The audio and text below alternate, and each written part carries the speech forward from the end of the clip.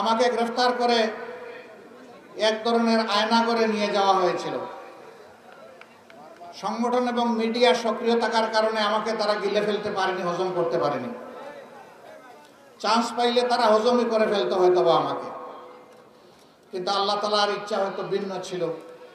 শুধু আমি না, আমার আগে থেকে কারাগারে অবস্থান করছিলেন আপনাদের প্রিয় মানুষ অধ্যাপক মিয়া গোলাম পরোয়ার। আমার আরো অনেক সঙ্গী সাথীরা ছিলেন, বিরোধী অন্যান্য দলের নেতৃবৃন্দ ছিলেন। তখন বাংলাদেশ ছিল হায়নাদের দখলে, আর জেল ছিল আমাদের দখলে। জেলের বিভিন্ন কোণা থেকে, ওয়ার্ড থেকে, সেল থেকে রাতের বেলা যে কান্নার গুঞ্জরণ শুরু হতো, এটি নিজেদেরকে অসহায় মনে করে নয়, বরঞ্চ অসহায় জাতিকে মুক্তির জন্য জেলের ভিতরে যারা বন্দী ছিলেন তারা আল্লাহর দরবারে চোখের পানি দিয়ে ফরিয়াদ জানাতেন। আমরা জানতাম না আমাদের চোখের পানি এত তাড়াতাড়ি আল্লাহর দরবারে পৌঁছে যাবে। এও জানতাম না 2024 সালের 5ই আগস্ট বাংলাদেশ আরেকবার মুক্তি পাবে, কিন্তু আল্লাহ তাআলা তার একান্ত মেহেরবানিতে তা করে দিয়েছেন। জনগণ এখন দাবি আদায় করতে শিখেছে, খুব ভালো। এই জন্য সাংবাদিক ভাইদেরকেও তাদের দায়িত্ব পালন করতে দিবে না। পিছন থেকে কমান্ড করছে, মিয়া তোমরা বসো।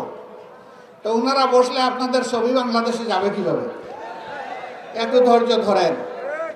বৈষম্য সর্বত্রই আছে, এখানে না হয় একটু মেনে নেন। আপনারা নিচে বসে আছেন, ওনারা একটু দাঁড়াইয়ে আছে। এটা জাতীয় স্বার্থে মেনে নেওয়া দরকার। আজকে পাইকগাছা কইরা, তার আগে শুকনগরে আমরা এসেছি, সেখান থেকে কথা বলতে বলতে আমাদের যাত্রা শুরু।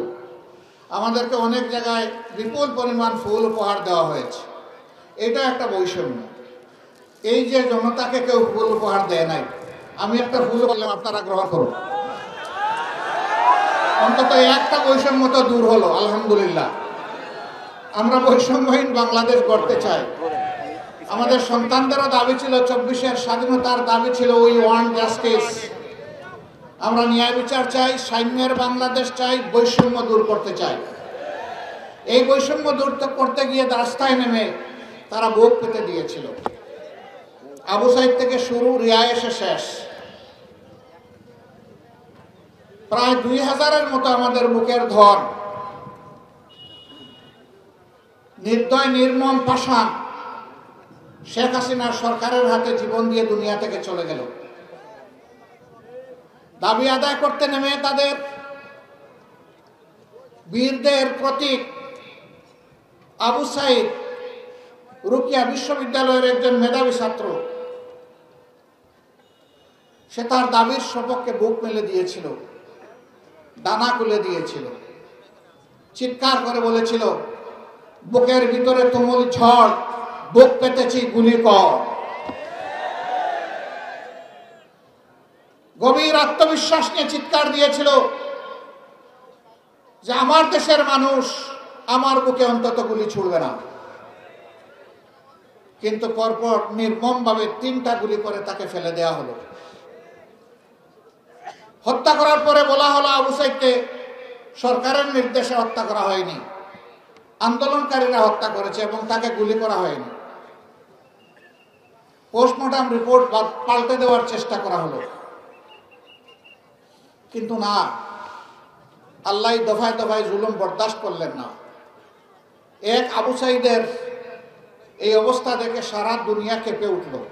শুধু বাংলাদেশ না, দুনিয়ার বিভিন্ন জায়গায় তার বিরুদ্ধে প্রতিবাদ হলো।